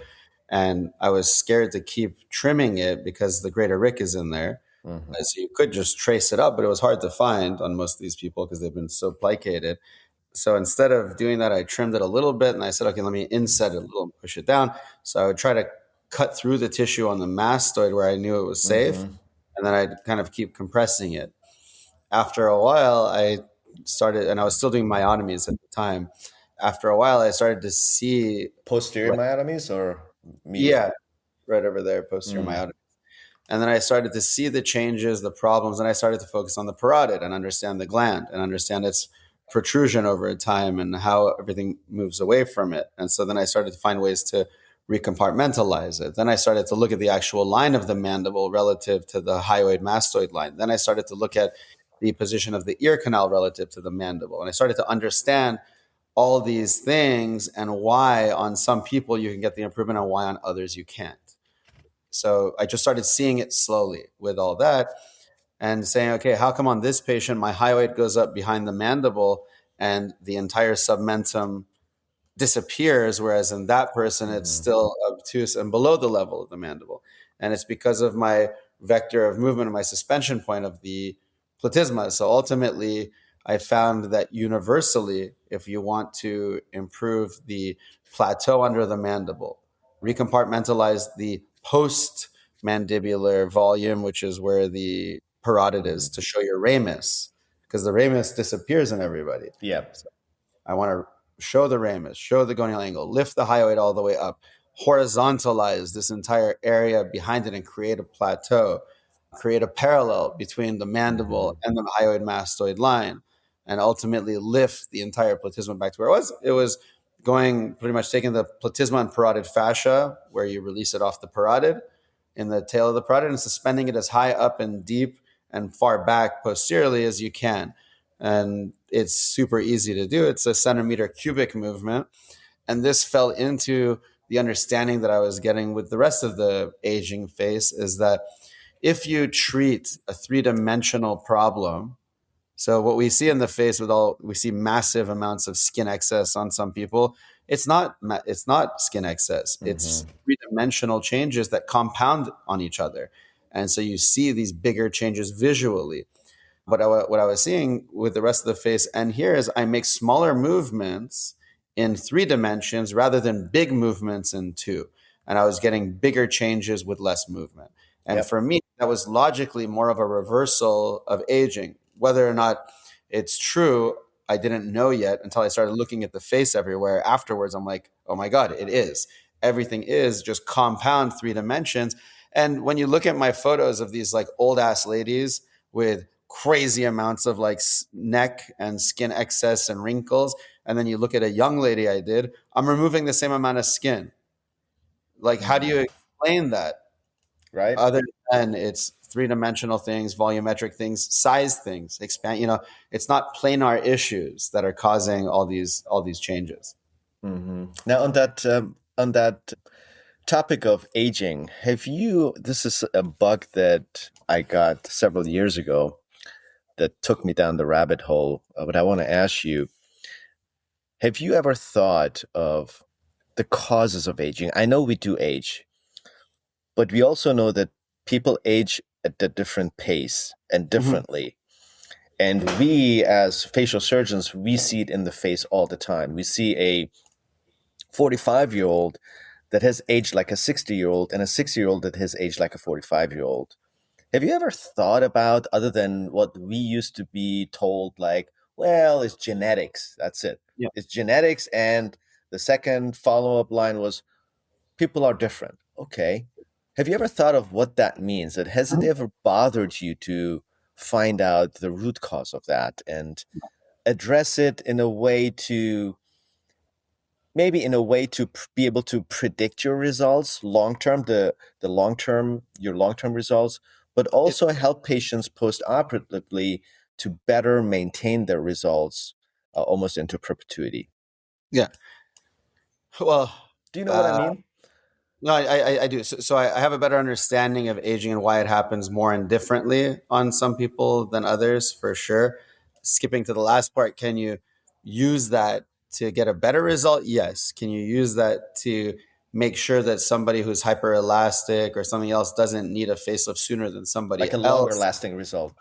Maybe not, but the better results you get, the better they're going to last anyways. Now, the techniques that I have now sort of treat universally everybody, whatever their problem is. Now, for somebody who's droopy in the neck at a young age, this happens for a few like real visible anatomic reasons. It happens, well, sometimes because they're just massively fat, that can happen. Sometimes because they have prominent teeth. If you have very prominent teeth Mm-hmm. or low hanging clockwise rotated maxilla, your mouth can't close properly and you're constantly contracting. You're bringing your Mm-hmm. chin to a higher point. You're depressing it. You're compressing this area, getting fat loss, and you're getting strain in the neck. So it makes it obtuse. That's a realistic thing you see. You see patients who have structurally, from a young age, a horizontal platysma on the side of the face, even though vertical platysma on the side, Vertical. even though they're horizontal down over here. And because of that structure, and it's structured like that because of the position of the mastoid relative to the mandible and neck, it's just all kind of one plane. Then they start to avulse at a much younger age than Mm-hmm. somebody else who was horizontally suspended forever and their muscles contract against their mandible instead of against it instead of away from it, pulling it down. Mm-hmm. So you see these things that happen. And then you have hyperelasticity, of course, which it's varying degrees. And it's not a dermal issue. Hyperelasticity is translated through all planes. So it is hyperelastic soft tissues. They have different Mm-hmm. connections, different amounts of elastin, different amounts of collagen, Mm-hmm. different contents. So it's more stretchy tissues overall. And those tend to exaggerate any rate of aging that we see because Yeah. part of what we're seeing with aging is gravitational effects on the face and gravity effects on the face, two types of drooping. One type of drooping is planar shearing, which is within layer 4. Fixation is also within layer 4. So planar shearing is not a glide plane that's open. It's if you find neutral, let's say you go all the way up, all the way down, find the middle point. Okay. Your areolar fascia is going to be able to let you move a centimeter up, a centimeter down, a centimeter forward, a centimeter back in a circle. Okay, that's your planar movement that you can get within layer 4. And layer 4 is an infinite series of fascial connections. It's not an open glide plane that it glides over itself. It's an infinite series of fascial connections, and every single one of these connections has 1 degree of movement. Yeah, it's like a Adding up, croissant. Imagine for the audience, like a croissant, the layers inside the croissant that has multiple layers that interconnected. By the way, just for the audience, real quick, we talked a lot about layers. I just want for the audience, maybe they don't know what the layers are. Quickly go from layer 1 to 5 and explain just yeah. briefly what those are. So for most of the face areas that you want to just generally understand the skin organization, it's the 3 consistent layers are layers 1, 2, and 3, which is your dermis epidermis, which is 2 layers, but it's considered 1. It's your skin. So skin. Layer 2 is your subdermal fat fascia, which is fascia in some places, like here, areolar, and here it's fatty. And It's some where places all the blood vessels are, where glands are, etc. the sweat glands fall into there. Sweat glands, not the Yeah, real glands. exactly. Yeah. And then layer 3 is going to be the superficial layer of the superficial muscular poneurotic system. So it's the super SMAS basically. Mm-hmm. And that's where the muscles that move your skin are located, versus the deeper muscles that cause flexion are attached down to periosteum, and they're usually in layer 5 or layer 4 and 5. Yeah. Layer So 5, we have the definition for yeah. people. So layers 1, 2, and 3 is what you would perceive as your Yep. skin and your movement. Layer 4 is the layer that it moves over or locks into. So it glides over. And then layer 5 is your deep structures. The deep Correct. structures can be your parotid gland, your periosteum, your masseter, your temporalis muscle, including both layers of fascia, your temporal fat pad. So you can get multi-layered here. If you go down, you have 1, 2, 3, 4, 5, 6, 7, 8, 9, 10. So like Yeah. you get multi-layered if you go into a place which crosses zones. So that's layers 1, 2, 3, 4, and 5. But anyway, that layer 4 it's like potato au gratin. So like Exactly. if you slide Yeah. and each one locks here, locks there, locks there, locks there, and you get ultimately this pendular movement.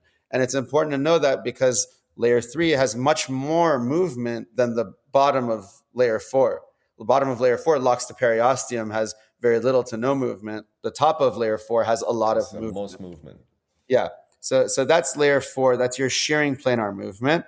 That's one kind of ptosis that you see with gravity when you go back and sit up. And the other is tilting ptosis from volumetric distension, which means, let's just say simply, you have multiple layers, but just make it layer 5 and layer, let's say, bone and skin.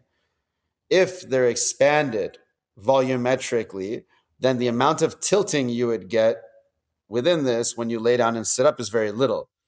If it gets deflated, now you're here when you sit up, and it goes back when you lay down. So you have a tilting movement. Mm-hmm. Then you have fixation points, fixation zones, and more mobile zones. Again, it's gradients. So when you look at this stuff, it helps explain why you get this planar movement that comes forward, you get a tilting movement that comes down, and then you see these pyramids on the face. Pyramid is a 3-dimension. You can see that 3-dimensional kind of stuff, accumulation of pores and all that. So most of the drooping is explained by that. And when you look at someone who's hyperelastic, they have all of that to a greater degree than somebody who's not hyperelastic. And there's nothing you can do for that tissue quality. There's not much. What are you going to do? You can try to tighten. That's a big question. That's a question that is bugging me. Yeah. The only way to reverse it, there's no way to reverse it. Those are their ratios.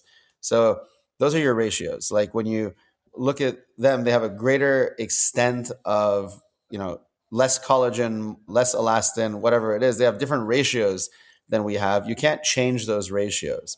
That's what they're born with. That's their genetic makeup. So it is that's sort of a genetic thing, whether it's not caused by necessarily a genetic marker specifically, but that's their genetic makeup. Yeah, whenever someone tells me things like it's not possible, I become more curious. Like, is it? Can we really not do anything about it? So I went down that rabbit hole several years ago and tried to understand. I come from a cellular biology background, so that's why I was wondering if, from a cellular biology standpoint, from an epigenetic standpoint, what are the things that are occurring as part of the aging process from a cellular standpoint, which is our epigenetics, which really controls 90% of our phenotypes. 10% obviously is going to be our genotype, what happens to us, but 90% of what happens to us over the periods of our lives, and we have that on twin studies showing the epigenetics of twins, how dramatically and drastically it changes based on lifestyle, etc. Right. Sleep, diet, nutrition, sun exposure, smoking, stress, all of those things. So from a cellular perspective, different things can happen even to twins throughout the aging process of their lifetime. And part of it is skin quality, connective tissue quality, all of those things. So if that is true, that means there should be ways to either slow that process down. And now we have the science from the anti-aging science, which is not the word anti-aging that we hijacked in the aesthetic world, which is, exosomes and fillers and that. That's not true anti-aging. I'm talking about anti-aging from a cellular perspective. It's its own specialty that evolved in the 90s in a lab in MIT, where they described the hallmarks of aging from a cellular perspective. So now we have science from a cellular perspective that we can reverse aging. We can reverse the epigenetic clock. And so, if that is true, couldn't we use that science and implement it on what we are doing, whether it is preoperatively to improve surgical outcomes, improve tissue composition, and thereby make our surgeries more effective, but also postoperatively improve the longevity of our results and need for revisions earlier rather than later. So these are questions that today I'm asking myself. I spend a lot of my time diving into, and I've really stumbled on really fascinating data and trying to connect these two worlds together in just improving not only our results, but also their longevity. Yeah. So So, I well, believe that this is possible based yeah, on science that already exists since the 90s. yeah. So none of well, so let's just say there.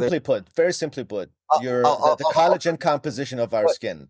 no, no, it's The not like that. You yeah, can't do that though. It's not simply put. So like the only way to end world hunger is ultimately to like destroy the world. Like there's not going to be true. any other good way to do it, but that's the definitive way to do it. When you look at cellular aging, there has been no. It's so complicated, Hmm. and you I being the agree. you being the genius you are, and the other guy being the genius he is. Put everything you know together for the past 100 years, and it's still not one millionth of what's happening with aging. Not True. one millionth of what's happening. Yet we look at a study from Israel and say, hey, the telomeres are longer. And then they get Hmm. shorter slightly when we do hyperbaric oxygen. Hmm. That's one of a million things that are happening. Yet we saw it change and we saw it get longer with aging. Does that mean at all in any way that Hmm. reversing that and shortening it reverses aging? We don't know that. We Yeah, don't know correct. that.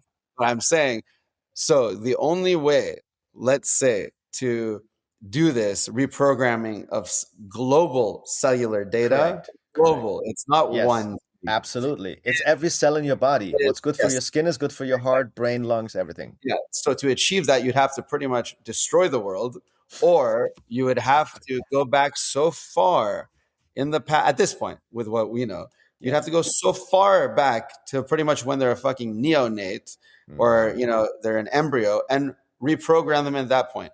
Are you willing to go reprogram a cell of a baby in case they're possibly going to get older faster cosmetically and look a little older? No. Is there anything in between that can reprogram cells at a local level on the face? How would you ever achieve that unless there was something causing the changes other than this lifelong genetics? So, how would you go and achieve that to say, I'm going to reprogram your cells to do something different? Your fibroblasts are very specifically going to go back and change the ratio of elastin, collagen, and the cross linking that they're putting in. So, not that little things are not impossible to improve, Well, but the to your point, have you heard of the Yamamoto factors? Yamamoto is this Japanese scientist. He got Nobel Prize, I think, in 2017 or 18. no. So it's basically, I think he discovered four genes, like a four-gene cocktail that he used to directly program adult cells in bone forming cells. And he basically was able to reverse and cellular aging through reprogramming the cells through these four genes that are called, Yamanaka factors. And so, and so there's a lot of, this is sounds like science fiction that is actually happening. So I don't know where all of that ends, but I think you could do directed stuff, directed things to reprogram an area. Even definage technically does that. Definage, goes and sort of redirects the base of the follicle to make, there. instead of hair, skin. So yeah, the little direct things, yeah. So, To so, the so my point that, but my global, point is this. But my point is this: we don't necessarily have to destroy the world. My point is, there is some science that right now sounds like science fiction, but it is happening. So, I think there's so much more to be explored, and I'm just trying to understand and learn more. And to the very least, I think we can improve patients that are not, let's just say, quote unquote healthy, because without diving deep into what not healthy really means. I mean, this could be anywhere from bad nutrition, bad sleep, stress, low vitamin D levels, anything. Whatever that is that actually hurts tissue, where we know from studies, and a lot of the studies are in the burn literature, they're in the orthopedic literature, and how those things affect healing, tissue quality, tissue composition, etc. I'm just right now in research mode, trying to identify what do we know currently in basic science that we haven't really considered applying. And I understand it's hard in our field to conduct this type of research because it would be unethical, and you can't even do a split phase study, because it's the whole organism. And using different population is also, there's so many variables, like you said, that are involved.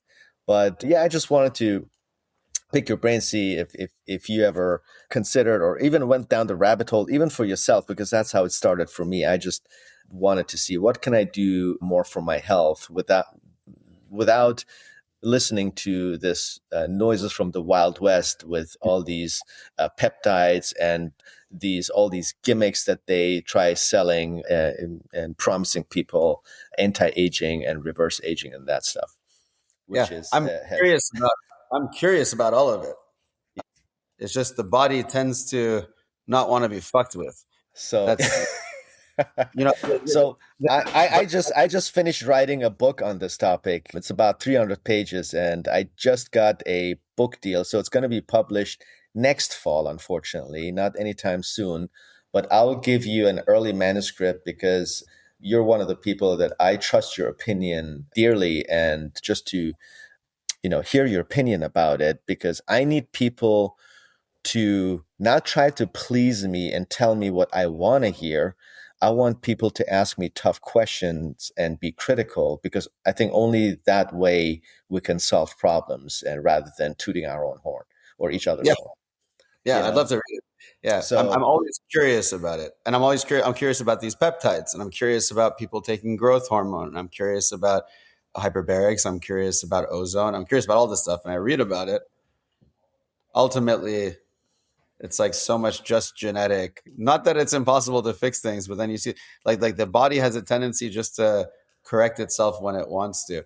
yes, it does. Doesn't mean we don't find a cure for cancer. So there are going to be things when that does happen. So 100%, I'm curious about it and want to learn about it and read about it. And I think it's going to have Well, I think realistic. preventing cancer is much easier than curing cancer. I devoted 2 years of my career in cancer research, and I got frustrated. It didn't make sense to me. I'm like, well, why don't we just try to prevent it? Because preventing is much easier than trying to cure it.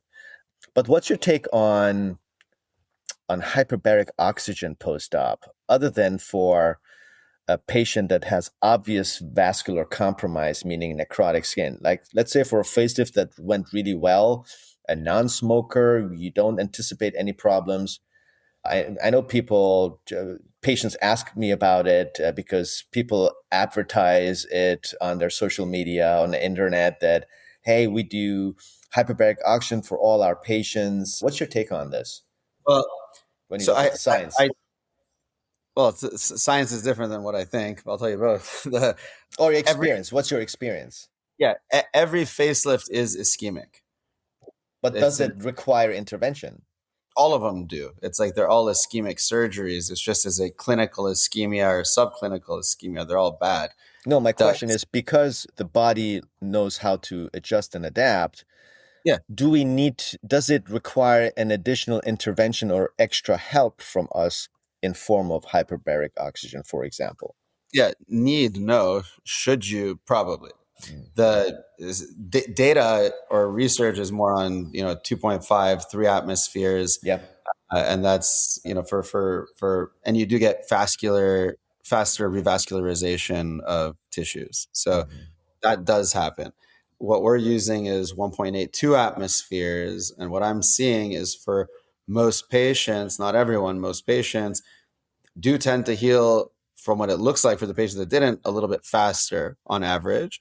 And if they have any little bits of congestion on the lateral flaps, they tend to just resolve faster. And I don't really it's not like a ton of congestion, but there's little changes that you see, Mhm. or Yeah. exaggerated cap refill where you see, a little bit of hyperemia, and it just shouldn't have even been there in the first place if you had good inflow and outflow. So I feel like that resolves faster. So as a requirement, no, I don't require Mhm. anybody to do it because I don't think it's make or break. I think Mhm. they'll survive fine without it. But it it for healing purposes of speed, and then that little bit of congestion and whatever else, and maybe decrease remodeling in the future, maybe I like to do it for that reason. And when we do it, we usually do 5 sessions minimum, 2 atmospheres, and then they can continue and do more than How that. do you space the sessions out? They do it every day or every other day, or if it's Saturday, Sunday, and it's closed, they just go Mhm. back on.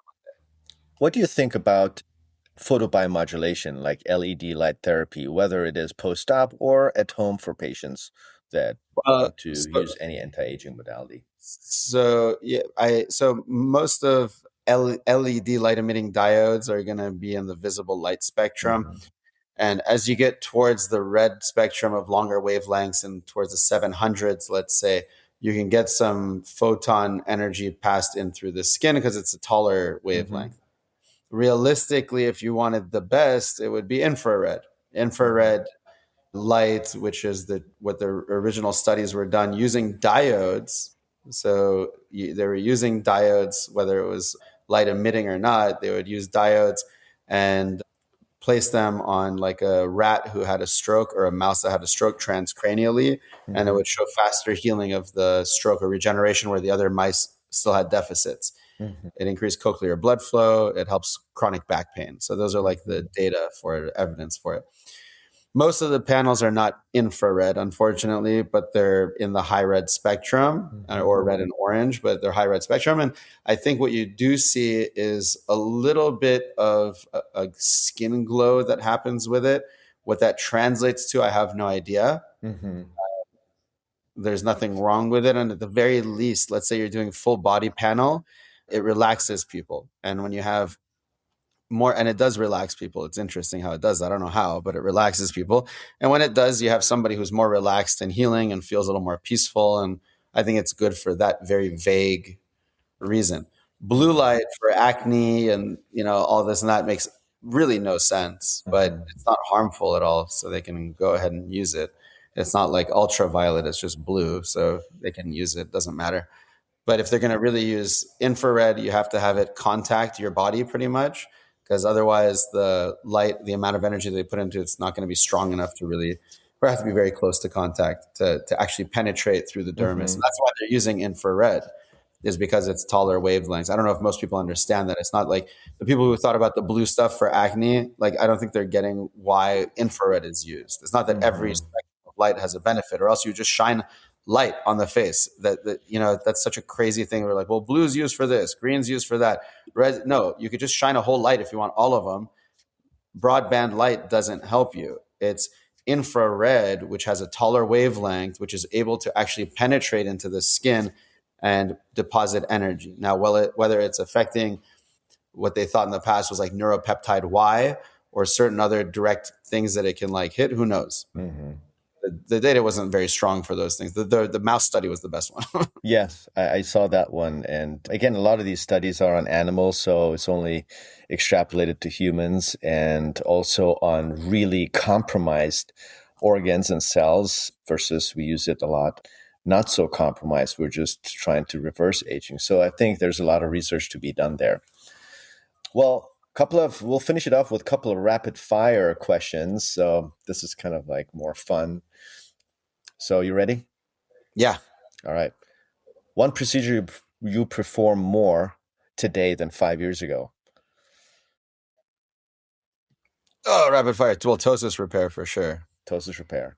One procedure you perform less today than 5 years ago. Lip lift. Lip lift. Coming from And the that's lip for lift good reason. master. Yeah, I know. We talked about it. But it's not just because I don't like it. It's because I have more contraindications. By the way, have you seen Tio's scarless lip lift? Yeah. What is that? Is that he does it intraorally or how does he do it? He's keeping it top secret because they tend to plagiarize you a lot. Even my friends plagiarize me all the time when I like teach something and then they want to feel very relevant. And so they take it and go publish it. Oh yeah, I have my friends doing it right now. Like renaming stuff and like oh my God, going buck wild worldwide trying to like talk about it before I publish because he just like is so excited to be relevant. Are you serious? Whatever. Yeah, it's fine.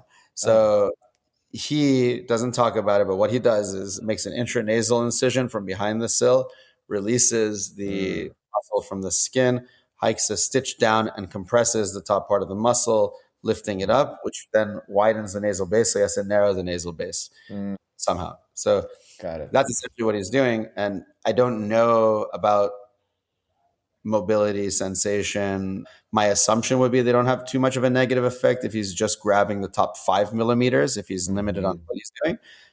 So it might be a cool thing if it's not causing bunching either. So he just won't talk about it yet. So we'll wait till he talks about it. Interesting.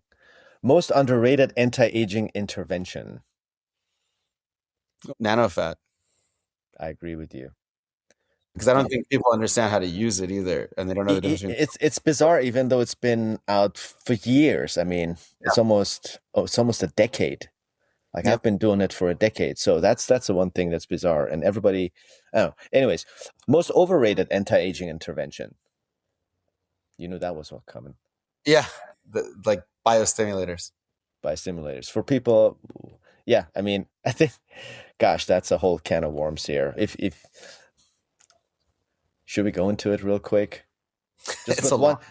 Yeah. All right. Forget it, guys. Don't worry about it. Don't do what when people talk to you about biostimulators, say thank you, no. It's biostimulation, not regeneration. But that's another concept flaw in itself. There's so many concept flaws. They're two different things. Yeah. They treat them as the same. They're two different things. Exactly. One thing every surgeon should learn outside of surgery. I would say there's so many things I'm learning right now, but it would be like longevity for your body. So like stretching and trying to do kind of stuff. Because I'm going downhill fast. Okay. So I would say. Well, I'm sure you're not sleeping much. All the stuff that you're doing. Yeah. One thing every patient should stop doing tomorrow, please. Public masturbation.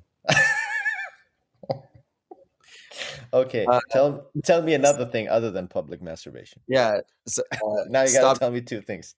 Yeah, stop doing tomorrow is I would say trying to fix every little tiny thing on their face with fillers. Like fillers are great. They're not meant to fix everything. And if you keep doing that, you're just fucking yourself up permanently. Permanently. It can't be fixed. Like they gotta calm down. Fillers are great. It's just calm down. It's only for little tiny stuff. I agree with you. It's a gel. Like I agree with you 100%.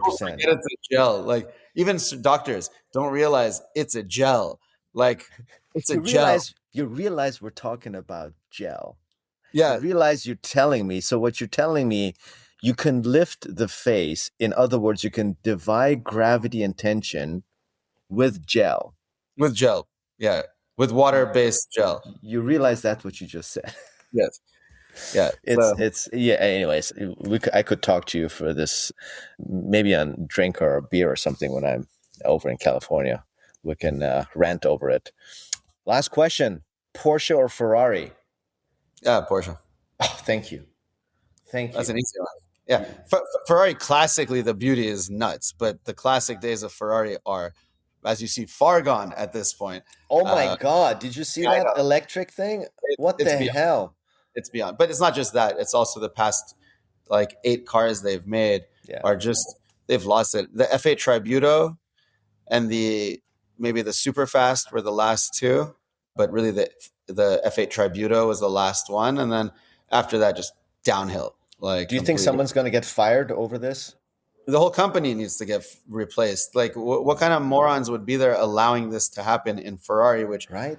was one of the leaders in beauty of cars, and they don't make beautiful cars at all anymore. They're just like fucking bulky and ugh, they're weird. And Yeah. people like it because of the badge and because they're gaudy and big, but like that's not sexy. And same with like the new Lambos. Like it's not sexy to have a giant Yeah. blocky jet fighter Aventador. Those days are over. Like the little jet fighter change they made on the Countach, that was it. You Yeah. did it. It was Yeah. cool at the Yeah. time, Don't get and you're carried done. away. Yeah. Don't That's get it. carried away. But I feel It. Porsche is going down the same route then, which I don't like. I don't like how big the 911s have gotten. I think they're getting too big. And I Yeah. feel they're losing a little bit of a character. What do you think of the new ones? Yeah, I mean they're cool. They're I know you're a definitely classic. I know you're a classic guy, yeah. but Yeah. what? I think it's fine that they're getting bigger just because we have the classics. Hmm. That's it. So you appreciate the classics for that. Like I have my little 964 and my 356. I could park them into like one parking I spot. know. They're so Yeah. small. Yeah. So we have the classics. It's fine. The new ones are getting this big fat ass on them. So it's kind of, nice Yeah. that it's, but the price wise, they kind of have to also get more of a substantial look to the car because they are Hmm. getting into close to Ferrari territory now. So it's Hmm. like, you do have to have a substantial looking car when you're doing that. And it can't be a little dinky. Yeah. True. Did you know that 70% of all Porsches ever made, they're still alive? Yeah, I wouldn't doubt that. 70% of every 911 ever made is still on the road. Well, it's because up to 93, 94. I said, no, even 95, they were all from 70 till then, they're kind of like not that different and Yeah. interchangeable, and you can Yeah, it was backdate until up. 98. They were all air cooled, same engine Yeah, concept. and it was cheap to redo them. Yeah, the Hmm. 993 kind of took a different direction before, even though it was air Hmm. cooled. But the Hmm. rest of them are all very similar They're and also same. cheap. They're super cheap. Hmm. Even a 993 is cheap to work on. It's not Hmm. expensive. I know. I have one. Yeah, Yeah, there's you no can reason. always fix it. You can drive it in perpetuity as long Yeah. as you fix it. You can rebuild the whole engine. So are you ever gonna choose between plastic surgery and cars? Like if the car dealer thing, trading thing ever becomes more attractive, do you think it's ever going to become more attractive as far as lifestyle or just Yeah, I mean, I'm kind of at the point where I'm happy with the cars that I have, so I don't have a need to develop like a bigger collection or anything. And all my cars are kind of the best drivable ones, anyways. Like, let's say I wanted a Maserati MC12, which Mhm. is like my top dream that I don't think I'll ever be able to get. Can I Why? even? The prices are astronomical, and like I can't do that. So Mm, but would I be driving it every day, all the sure. time? No, probably not. But the dealer thing is fun Get a because, door ding on it. yeah, being a dealer is cool because then you can experience these cars for a little Yeah. bit. Like, Yeah. you can have it, stare at it, look at it. And while I'm getting the car dialed in, it's me driving it. It's like, so you drive it, see what's wrong with it, go fix it up, drive it, see what's wrong until you get it dialed in. And then you have that car sitting there for a while and then you sell it for more than you bought it. And then you go on to the next one for the ones that you don't have to keep, forever. Hmm. The ones you have to keep forever, then no, those aren't going to be dealer cars. Those are going to be like your Hmm. regular cars that you just have as part of your collection. But yeah, I would love to. I've always wanted to have like some kind of exotic Mm. dealership or something, just like stare at Where cars. did But that come from? Ever since you were a kid, or where did your yeah, passion for I cars was like came about? car obsessed from Yeah, childhood. me too. That's It's unhealthy. it, it is unhealthy, but it's fun. It's And really my mom fun. doesn't. My mom says, Benny, go instead buy a house instead. I'm like, Mom, the value of my car has gone up to a Yeah, much yeah, greater extent of than your course. house has, and my car did it Ever in. will, ever will. Oh, yeah, yeah. But Yeah, mine did it in 5 years. Hers has been 20 years, and mine went up yeah, faster. And I of gotta course. drive it and stare at it. I think COVID. How much do you think COVID helped with those car values? Substantially, but also now there's a big move being made in the watch world and the car Mm, world, and I'm pretty sure it's side parts of these big banks. mm. I As forgot part of exactly. diversification strategy. Yeah, so what they're doing is they're buying up a ton of the stuff in the watch market, and Mm, they're pretty much bidding up everything maximally and taking it at the max bid. And what that's doing is setting the standard higher. So that what they're doing essentially is seeing what the market will tolerate. They call it mm, bringing things to market value. So they mm, would bring these cars. Let's say someone, you didn't know that someone would pay an Enzo because out there the market is set at 3 mil. You didn't know mm, someone would pay 10 for it because you have to be a psycho until you get to that auction and you push and you push and you push and you see where that breaking point mm, is. And the next auction you do it. You do that for 2 auctions, 3 auctions tops, big ones where everyone has their eyes on it. You've set the new market price. mm, So these guys come in and they see how far they can push it, and in doing so, they've set the new market price, and mm. then it'll just keep going up after that, depending on how many cars are floating. Like you can't necessarily do that with an F40 because are 1,400 people going to Yeah, pay 4 or 5 million for that car at this moment? Probably yeah, not. yeah. Uh, You can do one of ones or Yeah, one of but who tens. knows? But Yeah. they're doing it with Enzos, F50s. So they're doing it with all the main cars. I'm hoping they So do it the with a Mira fast. so the banks are doing it. I didn't know that. That's what I've heard. That's what I've heard is It the makes the, sense the though. I funds, mean, it. the private equity or the side funds of Mm, someone was telling me which ones because definitively they were doing it in watches, and then they said that's probably what happened. There was a big auction, a Mecum auction last year, where all these prices were like 2-3x of what they should have been, and then the next auction went kind of high too, and that sets the new standard. Now, why did that aberration happen? While the nothing else changed, production didn't change, or sure. the amount in flotation didn't change, circulation. So like what else changed? Nothing. Is the strategy of these guys to come in and bring everything to market value, basically, meaning everything to the tolerable level of the market. So that answers my question, which was, is this bubble gonna burst or gonna crash? Who But knows? based on this theory, it will not, because this is what now the true market value is. Like the consumer decided this Well, is how much it's worth. yes, but it depends. So if there's 1,000 cars and only 5 consumers that would pay that much, then you're Yeah, going to supply burst and the bubble demand. after 5 of them. So well, after 5 of them those were so they'll watch who's bidding, right? You'll see Mm-hmm. who's bidding on that watch or who's Mm-hmm. bidding on that car, and if there's 5 people bidding, Mm-hmm. you know the market has at least five more people that are going to pay that exact amount for an Enzo. Mm-hmm. So now you know you can do 5 more sales and profit Mm. $5 million each sale based on that one auction. Wow. And that theoretically that's what you're thinking, but there's only one person bidding against you. That's not a great market, Mm. but they can see that. So Mm. hopefully it bursts because otherwise I can't buy anything. Mm.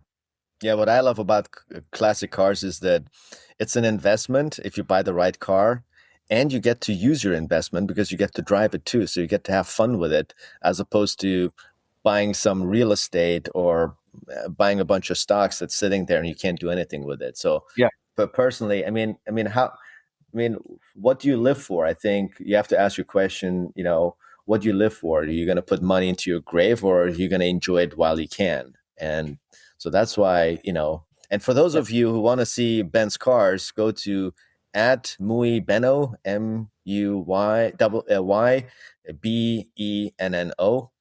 right? Yeah. And I love the fact that you give every car a name that has the word Ben built into it. That's Yeah. hilarious. How do you come up with that? How can Well, you come up with the names? I have a list in my phone of Ben license. It has to be 7 letters. Oh, it has to be said. Why seven? That's all you can put on. Because of that. Yeah. Got it. And so those were on my plates before I became a dealer. Now that I'm a dealer, I have dealer plates, but before that, those were on there. And so now I just have it on the rim of the plate, on the plate frame. But yeah, there's muy bueno, benissimo. I love it. It's hilarious. Penetrate, bendejo. There's bend and over. It matches the character of the car. It matches the personality of the car. So if you're a car enthusiast, you're gonna have a blast going on this page. Ben, thank you so much for everything you do. I really appreciate you coming on and spending so much time. Your first podcast with me was one of the top 3 most listened to podcasts. And even though we're always geeking out, many people like to tune in.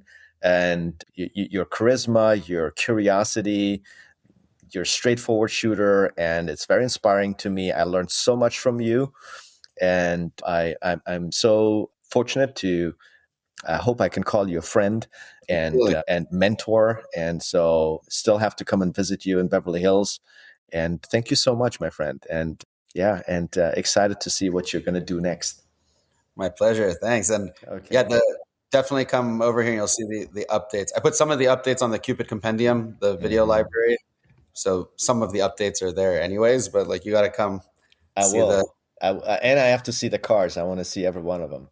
Yeah, they're right here. I know. I know. Okay, buddy.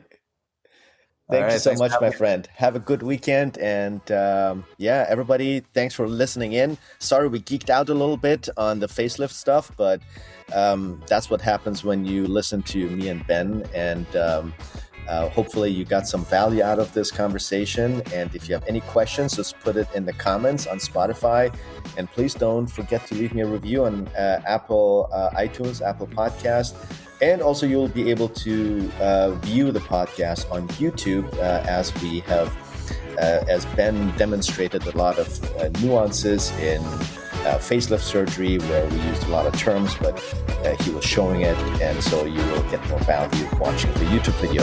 Thank you, everyone. And until next time, bye-bye.